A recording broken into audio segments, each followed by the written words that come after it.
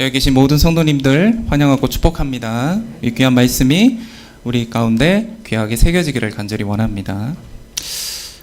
우리가 이제 예수님을 처음 만나고 우리가 또 주님께 처음 음성을 듣고 또 예수님을 영접할 때를 혹시 기억을 하십니까? 네, 정말 그날이 정말 뜨겁고 흥분이 되고 그리고 그 엄청난 감동과 그 기쁨이 몰려왔던 이제 그때를 우리 기억을 합니다. 우리가 주님과의 만남으로 우리의 인생이 변화됐고 우리의 삶의 방향이 우리가 송두리째 바뀐 그 놀라운 사건이라고 말합니다. 저는 예수님을 첫 만남이 지금도 생생하게 기억을 하는 게 제가 이제 본가 교회 청년부에 있을 때 제가 사모하던 자매가 있었어요.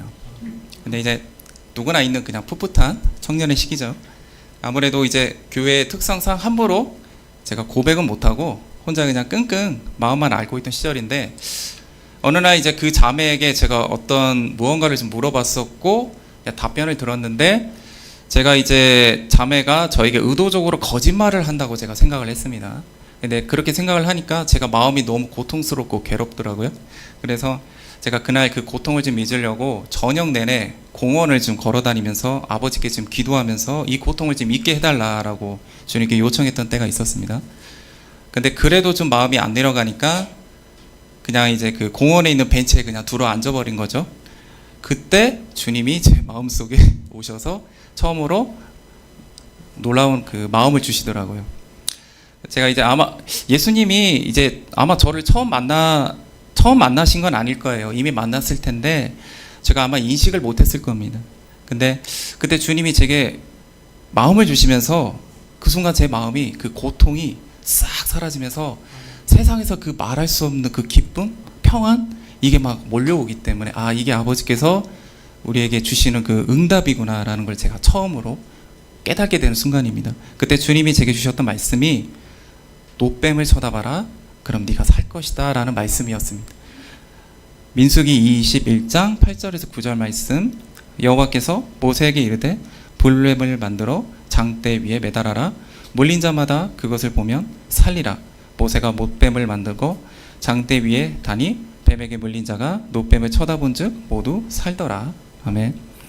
이 말씀이 사실 제가 가지고 있던 성경 이름이 만나 성경이라는 건데 그 성경 보면은 아래 보면 뭐 사파도 있고 그림도 있고 그 주석이라고 하죠. 이게 여러 가지 해설이 적혀 있잖아요. 제가 이제 그걸 본 기억이 있는데 주님이 그거를 저에게 그 장면을 깨닫게 하신 거예요. 근데 제가 그때는 예수님을 아직 영접 전이고 또 말씀도 부족했던 시절이기 때문에 아마 주님께서 제가 이해하기 쉽게 그렇게 깨닫게 하신 것 같아요.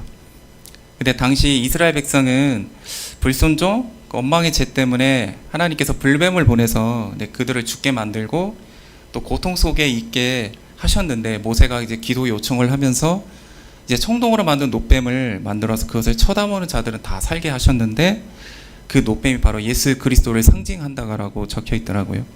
그 죄로 인해서 우리가 고통을 받지만 마음으로 믿음으로 예수님을 바라볼 때 예수님께서 우리의 그 고통을 해방시켜 주신다는 겁니다. 비록 제가 오해로 생겨난 고통이긴 한데 그 후에도 이제 그 자매님과도 이제 오해는 풀렸고 이제 저의 마음이 이제 그 고통에서 평강으로 바꿔주셔서 저에게는 이제 물이 포도주로 바뀌는 첫 번째 은혜를 주셨습니다. 그리고 제가 예수님을 온전히 바라보면서 주께서 이제 나를 고치시고 나를 회복하신다는 그 말씀을 믿고 아직 제가 예수님을 영접하기 전인데 그때부터 제가 교회를 열심히 다니기 시작했거든요. 그래서 그해 여름 제가 연합 수련회 때 예수님을 처음 만나고 주님께서 나의 구원자시다. 그분은 우리를 고치신다. 하나님의 아들이시다. 라는 그 믿음이 제 안에 들어온 겁니다. 믿어지는 은혜가 생긴 거예요. 즉슨 물이 포도주가 되는 제 인생의 두 번째 은혜입니다. 그리고 제 삶에서 예수님이 오셔서 이제 저를 하나님의 자녀다. 너는 이제 하나님의 백성이다 라고 변화시켜 주신 겁니다. 그 후 예수님은 저를 이 도우리교회로 인도하셨습니다. 그리고 영적으로 고통받던 저를 치유해 주셔서 이제 저는 주님의 사명자고 주의 종이고 주님께서 그렇게 변화시켜 주셨습니다. 이것이 예수님이 물이 포도주로 바뀌는 세 번째 은혜입니다. 여기 계신 도우리교회 모든 성도님들도 이러한 은혜가 각각 있었을 거라 믿습니다. 그리고 능력의 주님의 종, 또 사명자로서 사역자로서 예수님께서 바뀌어주셨음을 믿습니다. 우리가 예수님을 영접하고 주님의 은혜로 변화된 이 사건이 단순히 그냥 교회만 열심히 다녀갖고 내가 힘들 때 나를 위로해 주시고 고통받을 때 나를 해방시켜 주시고 예수님 믿으면 천국 가고 잘 먹고 잘 살게 된다, 뭐 그런 이야기와는 다른 차원이 다른 놀라운 사건입니다. 이것이 주님께서 우리에게 주시는 은혜, 선물인데 우리가 예수님 믿겠습니다, 뭐 믿습니다, 뭐 이런 거 1000번 외치고 뭐 성경을 100도 간다고 예수님이 만나주지 아니하시면, 믿음을 주지 않으시면 우리는 아무 의미 없는 그냥 행위에 불과한 것이죠. 이 사건이 얼마나 큰 사건이고 기쁜 사건인지, 우리가 예수님을 믿어 영접하면, 예수님을 믿어 변화가 되면 하늘에서는 가나안 혼인잔치처럼 잔치가 열린다고 합니다. 모든 천군천사들이 즐거워서 기뻐 춤을 추는 놀라운 사건이라고 합니다. 오늘 본문에서 예수님은 제자들과 같이 가나안 혼인잔치에 초청이 돼서 가십니다. 그런데 그만 포도주가 다 떨어진 겁니다. 예수님은 하인들에게 돌 항아리 6에 물을 채우라고 하셨고 그것을 순종으로 나아갑니다. 그러자 물이 포도주로 변하였고 잔치에 초대된 자들은 어디서 이렇게 좋은 포도주가 나왔냐라고 말하면서 다들 기쁘게 즐겼다는 말씀입니다. 요한복음 2장 11절 말씀, 예수께서 이 촉표적을 갈릴리 나라에 행하여 그의 영광을 나타내심에 제자들이 그를 믿으니라. 여기에 예수님은 물이 포도주로 바뀌는 사건을 통해 공생의 첫 표적을 행하셨는데 그 영광을 나타내셨고 제자들이 예수님을 믿게 됩니다. 제자들이 처음에는 예수님께 부름을 받긴 했는데 아마 긴가민가 했던 것 같습니다. 근데 이 사건을 통해 예수님을 온전히 믿게 되었다는 거죠. 하나님께서 처음 모세에게 이스라엘 백성을 이끌고 가나안 땅으로 가라고 명령하실 때 사람들이 믿지 않을 거라고 모세가 우려를 했어요. 그러자 하나님이 나일강의 강물을 떠다가 땅에 부으면 그 강이 피로 변할 거다라고 말씀을 하십니다. 그래서 모세는 그대로 하였고 물이 피로 변하였죠. 그래서 그걸 본 이스라엘 백성들을 믿게 됩니다. 하지만 아직 이집트의 파라오는 그것을 믿지 않았습니다. 그래서 이번에는 모세와 아론이 나일강의 지팡이를 담그자 이집트의 모든 강과 운하, 나무 그릇, 돌 항아리에 있는 모든 물까지 모두 붉은 피로 변한 겁니다. 결국 물이 피로 바뀌는 역사인데 모세가 하나님이 보내신 이스라엘의 구원자라는 것을 증명하는 사건이 된 겁니다. 이 사건을 이스라엘 민족은 알고 있었고 특히 제자들도 알고 있었을 겁니다. 그래서 예수님께서는 무색, 무치, 무미의 물을 유색, 유치, 유미의 포도주로 바꾸자 예수님이 구원자이시구나 하는 것을 믿게 되는 계기가 된 겁니다. 그리고 우리에게는 예수 그리스도를 믿으면 구원을 얻고 하나님의 자녀가 되는, 그리고 하나님의 백성이 되는 은혜로 변화된다는, 정말 우리를 치유하고 예수님의 제자로 변화시킨다는 놀라운 기적의 사건일 겁니다.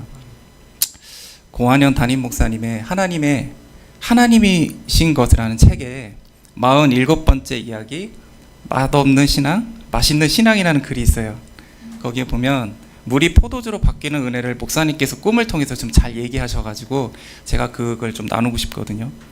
근데 목사님께서 대학로 먹자골목에 식당을 개업을 하셨는데 새벽부터 재래시장을 돌면서 좋은 식재료도 사고 식당에 테이블까지 바닥까지 얼굴이 비칠 정도로 깨끗하게 청소도 하면서 손님들을 좀 맞이한 준비를 합니다. 그리고 열심히 돼지찌개를 끓였고 앉아 기다리던 손님들에게 드렸는데 손님들이 몇 숟가락 드시더니 맛이 없다고 그냥 떠나고 간 겁니다. 목사님은 매우 낙심하셨고 가게 문을 닫고 다른 일을 좀 찾아보려고 했는데 나가려던 차에 10대 명의 학생들이 몰려와서 저 남이 먹던 거라도 좋으니 먹겠다고 음식을 좀 먹게 해달라고 합니다.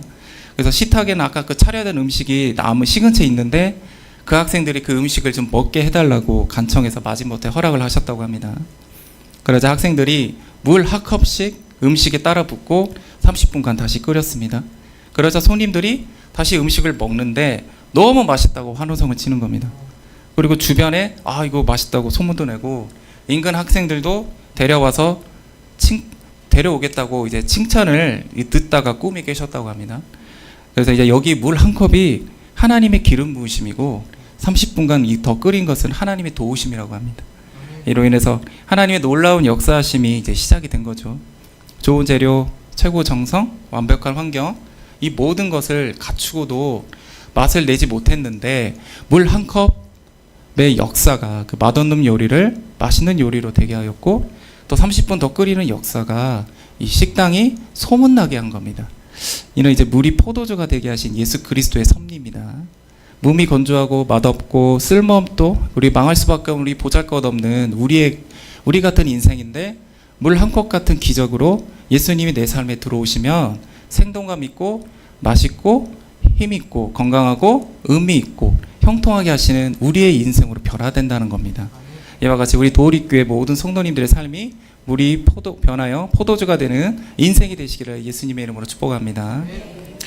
그런데 문제는 우리가 이렇게 물이 포도주로 바뀌듯 예수님께서 우리에 오셔서 우리의 본질, 정체성 등이 변하고 우리의 인생이 몸이 건조한 삶이 아니고 우리의 삶이 가치 있다, 생명 넘치는 기적 같은 삶으로 바뀔 수가 있는데, 여전히 우리는 그런 삶을 살아가는 데서 방해되고 있는 우리의 죄의 욕망 여전히 남아있고, 여전히 연약함이 남아있고, 죄의 습성, 혈기가 남아있다는 사실입니다.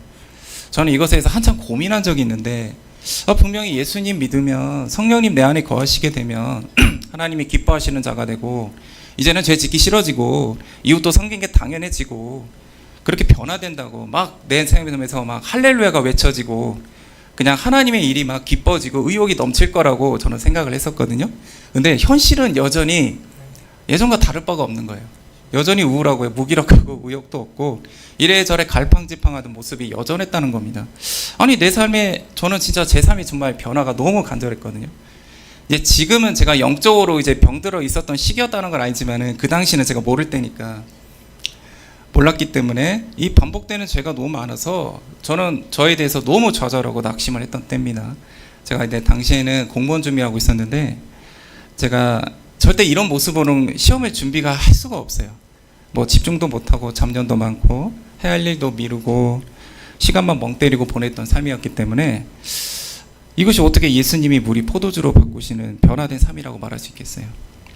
근데 저는 이 변화되지 않는 제 모습이 너무 실망해서 내가 예수님을 영접하지 않은 게 아닌가? 두려움에 빠져 산 적이 있습니다. 내가 예수님을 믿게 된 사건이 나만 착각인가? 내가 방언을 했는데 그냥 내가 임의적으로 지어낸 건가? 그래서 주님이 나에게 실망하셔서 나 구원받지 못하면 어떡하지? 나의 죄를 용서하지 않으시면 어떡하지? 이러면서 내가 죄책감에 빠져 산 적이 있습니다.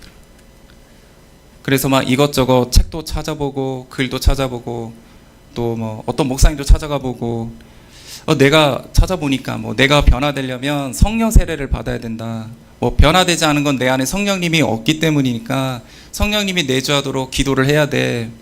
아니면 내가 회개를 안 해서 그렇다고 하니까 회심의 경험을 빨리 해야 된다. 이렇게 저에게 말씀을 하시더라고요. 그래서 저도 한동안 이 문제에 씨름한 적이 있습니다. 그러다가 하나님의 은혜로 제가 도우리교회로 오게 됩니다. 기도도 받고 훈련도 받게 됩니다. 영적으로 치유됩니다. 그래서 또다시 물이 포도주로 바뀌는 은혜, 세 번째 포도주로 바뀌는 은혜를 받게 됩니다. 여기 계신 우리 도우리교회 모든 성도님들도 영적으로 병들었거나 아니면 치유되었거나 또 무의미하거나 가치 없는 삶에서 하나님이 쓰시는 능력 있는 삶으로 변화시켰음을 믿습니다. 주님께서 저를 이렇게 영적으로 치유를 하셨고 또 물이 포도주로 변하는 은혜를 주셨음에도 근데 여전히 제 안에 죄의 욕망과 습성 그리고 연약함이 아직도 존재하는 사실 저는 여전히 놀랐습니다. 지금도 있더라고요. 그래서 저는 이제 과거에 저를 괴롭혔던 무기력, 우울증 저는 이게 완전히 영적으로 치유되면 또 사라질 거라 생각했는데 여전히 습성이나 남아있더라고요. 그래서 이거에 대해서 좀 이 고민에서 제가 이 설교가 다시 시작이 된 겁니다. 제가 영화 뷰티풀 마인드라는 영화를 좀 소개시켜 드리려고 합니다. 여기 주인공이 존 넷이라는 인물입니다. 실제 인물이고요. 각색한 영화입니다. 수학 천재인데 이분은 자신의 이론을 만들기 원하고 이름을 남기고 싶어 하십니다. 그리고 나라를 위해서 자신의 능력을 발휘해 또 역시 자기의 이름을 남기고 싶어 하시는 인물입니다. 좀 성격이 좀 내성적이고 좀 폐쇄적인 인물이에요. 그래서 사람들과 잘 어울리지 못하기 때문에 좀 고독하고 사람들과 또 많이 갈등도 많고 그런데 그에게는 그를 이해해주는 좋은 룸메이트 친구가 있어요. 되게 자유분방하면서 자기를 이해해주고 함께해주는 귀한 친구가 있어서 그는 학교 생활을 잘 버텼고 그는 유명한 가설을 인정받아서 어린 나이에 스타 학자가 되면서 교수가 되고 또 제자였던 아내를 만나서 나름 행복하게 살게 됩니다. 그러던 중 국가비밀요원이라는 자가 나타나서 그에게 부탁을 합니다. 지금 소련이 미국을 침공하려 한다. 스파이를 많이 보내서 지금 여러 가지 매체 속에 암호를 숨겨놨다. 그래서 당신이 그것을 찾아서 그 매체를 해석해서 우리에게 보내줘라 라고 부탁을 합니다. 그는 처음에는 거부하려고 했는데 위험한 일이니까 반강제적으로 그리고 자의반 타의반으로 그 일을 수락을 합니다. 그런데 그 과정에서 여러 가지 가정 문제, 학교 문제까지 많이 어려움이 겪었지만 그는 어쨌든 사명감을 가지고 열심히 했습니다. 그 과정에 알고 보니 그 국가비밀요원이 자기가 만들어낸 허상이라는 것을 깨닫게 됩니다. 말 그대로 존 뇌시는 조현병이라고 하죠. 정신분열증이 있던 사람이었던 겁니다. 아마도 자신이 나라를 위해서 일하고 싶다라는 그 욕망이 아마 그 비밀 요원을 만든 것 같습니다. 그리고 알고 봤더니 자기를 위로해 주었던 그 룸메이트 친구도 자기가 만들었던 허상이었다는 겁니다. 아마도 자기가 외로웠고 자유분방하고 싶었던 자기의 욕망이 만들어낸 아마 허상이 아닌가 싶습니다. 근데 이 영화가 참 인상적인 거는 그 허상들이 계속 존 내시를 따라다닙니다. 그러면서 그 허상들이 계속 존 내시에게 말합니다. 너는 지금 속고 있다. 지금 저들이 말하는 거 저러던 소련 스파이다. 우리의 존재는 진짜다라고 막 말을 합니다. 사람들은 보이지 않아요. 그 사람들이. 그러니까 존 내시만 보이는 거예요. 그러면 이 사람 당연히 허상이니까 다른 사람 눈에 보이지 않으니 막 화를 내면서 너희들은 가짜야. 내가 너희들의 말을 듣지 않을 거야 하면서 주먹질한다고 막 허공에다가 막 주먹질하고 그럽니다. 다른 사람이 보면 뭐 이 사람 뭐 하고 있는 거지? 하지만 이 사람은 자기 나름대로 싸우는 거예요. 이제는 더 이상 너희들의 얘기를 듣지 않겠다. 난 너희들을 무시하겠다. 그렇게 말하면서 그 사람은 존 내시는 나중에 다시 교수로 복직이 되고 나중에는 그가 내세운 이론 중에 하나가 채택이 돼서 노벨 경제학상까지 다시 타게 됩니다. 그런데 그가 노벨 경제학상을 탈 때도 옆에서 계속 따라다녔다는 거예요. 제가 이걸 보면서 어떤 걸 느꼈냐면 주인공을 괴롭히는 허상들이 계속 사라지지 않는 거예요. 평생 그 주변에 머물고 있어요. 계속 그를 괴롭히고 속이고 있어요. 근데 그것이 그의 욕망이고 야망이고 연약함입니다. 그는 수학자로서 온전히 연구를 하고 싶고 정신분열을 이겨내려면 그가 만든 이 욕망들을 무시하고 극복해야 되는 겁니다. 이와 마찬가지로 우리도 여전히 평생 쌓아야 할 것들이 있다는 겁니다. 예수님의 은혜로 우리가 본질이 우리가 변화되어서 영적으로 치유가 됐습니다. 우리의 삶이 건강하고 맛있고 힘있게 변했는데 우리 안에는 여전히 죄의 욕망, 습성, 연약함이 여전히 온전히 변화되지 못한 채 계속 우리 주변에 있다라는 겁니다. 저는 특히 영적으로 치유되면 이제 주님의 일에만 집중할 수 있겠다. 아버지의 일만 집중하고 나가면 되겠다. 이런 마음을 갖고 있었는데 제가 과거에 싫어했던 제 모습이 조금만 방심하면 튀어나오는 거예요. 조금만 해이해지면 무기력한 모습이 막 나오는 겁니다. 우리가 처음 예수님을 만나고 은혜로 주님에 영접하게 되면 주님께서 본인이 살아계심을 나타내셔야 되기 때문에 처음 몇 년간은 주님이 조금만 주님을 찾아도 주님이 막 응답 주시고 기도 막 함께 해주시고 그러거든요. 감동도 주십니다. 그러니까 제가 저번에 아마 설교했던 이른비의 은혜 같은 겁니다. 근데 점점점 주님을 만나는 게 힘들어지기 시작합니다. 이제는 점점 주님께서 기도와 말씀으로 또 우리에게 믿음의 노력을 좀 더 요구하시기 시작합니다. 제 조카에게 옷을 입혀줄 때 우리 재수 씨가 와서 만세라고 외쳐요. 그러면 애기가 이렇게 만세 하면서 손을 이렇게 번쩍 들어요. 그러면은 팔 사이로 이렇게 옷을 이렇게 입혀주는 거예요. 상의를. 아직 어리니까 이제 엄마의 손길이 필요한 거죠. 근데 이게 만일 여기 인형이가 엄마 앞에 가서 만세라고 손 들면 엄마가 꿀밤부터 때리겠죠. 스스로 옷을 입을 수 있는데 엄마한테 입혀달라고 하면 안 되잖아요. 이게 마찬가지로 주님은 우리 어린아이 같은 신앙에서 청소년, 청년, 장년 이르기까지 점점 성장하길 원하세요. 이게 계속 어린애 사상에, 우리 어린애 신앙에만 머물 수 없는 거예요. 우리가 저번 수요 예배 때 담임 목사님께서 하신 설교처럼 간절하게 기도하면서 열심히 노력해라. 열심히 싸워라. 그 마찬가지로 우리 연약함, 죄의 습성, 야망 싸워서 겸손하고 온유하고 남을 나보다 더 낮게 여기고 교만하지 않고 게으르지 않고 주님만 순종한 자로서 우리가 싸워야 한다는 겁니다. 그렇다면 우리는 평생 따라다니면서 하나님의 온전한 자녀로 백성으로서 사명자로서 이 축복받은 인생이 변화되는데 이 방해되는 우리 안에 있는 연약함, 죄의 습성, 야망을 어떻게 싸워야 하며 극복해야 될까요? 갈라디아서 2장 20절 말씀입니다. 내가 그리스도와 함께 십자가에 못 박혔나니 그런즉 이제는 내가 사는 것이 아니요 오직 내 안에 그리스도께서 사시는 것이라. 이제 내가 육체 가운데 사는 것은 나를 사랑하사 나를 위하여 자기 자신을 버리신 하나님의 아들을 믿는 믿음 안에서 사는 것이라. 아멘. 우리가 주님의 십자가 앞에 나아가서 우리를 못 박고 우리의 자아를 내어드리길 원합니다. 내 안에 예수님이 온전히 다스리시고 통치할 수 있도록 온전히 내려놓을 수 있기를 내려놓는 것이 답일 겁니다. 지금 우리 포도주로 바뀌는 은혜는 결국 예수 그리스도로 시작해서 예수 그리스도로 완성이 됩니다. 우리가 스스로 못 박을 수 십자가에 못 박을 수 있습니까? 당장 나무 십자가에 자신을 매다는 것도, 자신의 손에 못을 박고 자기 발목에 못을 박는 것도 사실 불가능하죠. 그냥 우리는 주님께 나아가서 우리를 주님의 십자가에 못 박아 달라고 기도로 은혜로 구할 수밖에 없어요. 근데 우리는 주님께 이렇게 얘기합니다. 주님, 알아서 좀 십자가 좀 못 박아주세요. 제가 이렇게 손 벌리고 있으니까 알아서 좀 하세요.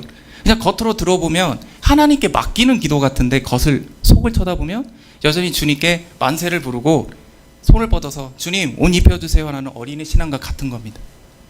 우리가 주님은 이제 어린이 신앙 같아서 더 성장하길 원하십니다.